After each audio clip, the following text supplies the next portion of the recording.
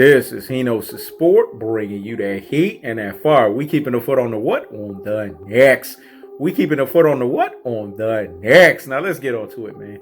Errol the True Spence is going to Danny Garcia's Cherry Part 24. Let me say it again. Errol the True Spence is going to Danny Garcia's Cherry Part 24. Hear me? Hear me? Well, let's get on to it, man. Woo! Listen, y'all. Danny Garcia's power is overrated. Danny Garcia fanboys. Dsg fanboys. Let me say it again. Danny Garcia fanboys. Dsg fanboys. Danny Garcia's power is overrated. Name me a real welterweight that Danny Garcia has dropped. Hold up. I'll wait for that. Nah. Things that make you say, Things that make you say, Here's the cold-hearted. Here's the unadulterated. Here's the cutthroat truth-teller fashion. When we look at Danny Garcia, we see a fighter that throws a right hand, operative keyword, no look left hook. When this guy throws this shot, it's a Hail Mary. He doesn't even know if it's going to land. Let's be honest here. Errol the True Spence fought a better Garcia in Mikey Garcia. At least his counter-punching ability, when he throws it, he's not doing this. Let me say it again. He's not doing this. Who throws a punch, a right hand, no left hook, and close their eyes? Who does that? And you think that guy is going to expose Errol the True Spence? You think that guy has more skills than Errol the True Spence? You think that guy has more power? Higgity fucking hush. We have to look at the welterweight division, and we have to separate the weak from the strong. Errol the True Spence is the top of the food chain. This is why when he came back to the welterweight division, it lighted up with joy. This is why when he got back to the welterweight division, it's the most exciting division in boxing, because this guy brings all of the excitement, man. Errol the True Spence is training his ass off. You fight fans ask for him to stay within fight weight. Look at what he's doing. Every picture that you see of this guy's in fight shape. He's training his ass off. Danny Garcia is getting stopped. This is a second tier welterweight, y'all. He does not let his hands go. He is flat-footed, and he throws a right hand, no left hook. And you think that guy is going to expose Errol the True Spence? Come on. Name me a real welterweight that he knocked out. Don't make me Hulk Hogan, y'all. Let me say it again. Name me a real welterweight that Danny Garcia knocked out. Don't make me Hulk Hogan, y'all. You can't name one. Let's see. He fought Keith Thurman. Did he knock him out? Higgity fucking hush. He fought Sean Porter. Did he knock him out? A double higgity fucking hush. You see what I'm saying? He's fought in all of these upper echelon of the welterweight division, because when we judge a fighter, we have to judge them by their measure of the upper echelon of the welterweight division. And what we see is a fighter who hasn't proven his stock at the highest form and the highest degree of the division. Danny Garcia's claim to fame is at 140. That's where he had his highlight reels. That's where he had his knockouts. What we need to be asking ourselves as fight fans is, after Errol the True Spence Danny Garcia's Cherry on November 21st, does Danny Garcia need to go down to 140? Because he made Hino's Sport laugh the other day when he said he could take his rabbit ass to 154. Really? You can't even drop people at 147. You see, this is a common thing in boxing that people don't understand. So Hino's Sport is going to enlighten you guys. In boxing, it doesn't matter how skillful you are.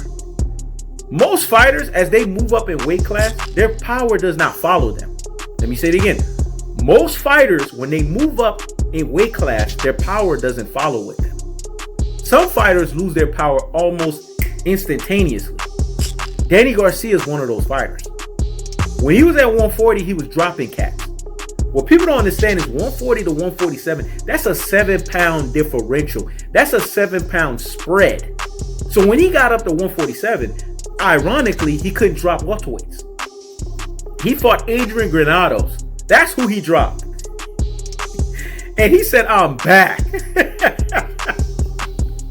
Okay, so you beat up a guy who's at best 140, basically bloated his ass up to 147, and you're back? See, I can't stop laughing. Name me a real welterweight that Danny Garcia has stopped. Y'all can't do that. You know why you can't do that? Because it hasn't happened. How many real welterweights has Errol the Truth Spence stopped?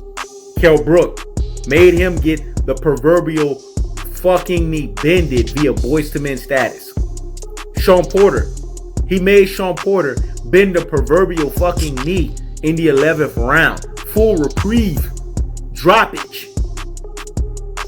Lamont Peterson beat his ass down and forced Barry Hunter to stop the damn fight. Chris Algieri. Do I have to keep going on? Do I need to keep going on? Chris Van Heetern. You see where I'm going with this? Samuel Vargas. Carlos Ocampo. Do you know how big Carlos Ocampo was?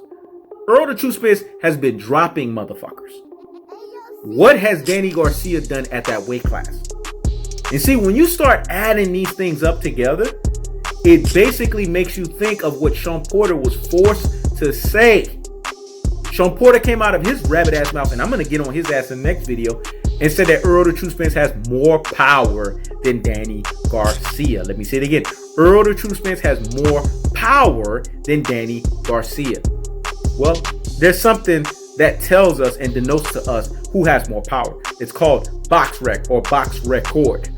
Errol the Truth Spence has an 80.77 percentile KO power stoppage ratio, whereas Sean Porter has a 55.26. That's a 25.51 percentile differential in favor of Errol the Truth Spence. So like Jay-Z said, men lie, women lie, numbers don't. Let me say it again. Men lie, women lie, numbers don't. When Danny Garcia comes to the conclusion that his best shot is him thinking that he's going to throw a right hand, no look left hook, he's going to get exposed. Last time I checked, Danny Garcia is not the best Garcia that Errol the Truth Spence fought. Errol the Truth Spence fought the best Garcia and Mikey Garcia, and he reduced him into a what? A Uber, a Lyft, and a hold up. Hey, taxi, Tijuana cab driver fighter. Beat this man down and gave him 1,200 pounds of punishment, man. Accumulation of punishment, and regressed him into a fighter that doesn't even know if he still wants to fight. That's the best Garcia he fought. And now you're going to run another Garcia behind him, and to make you think that this Garcia has something different?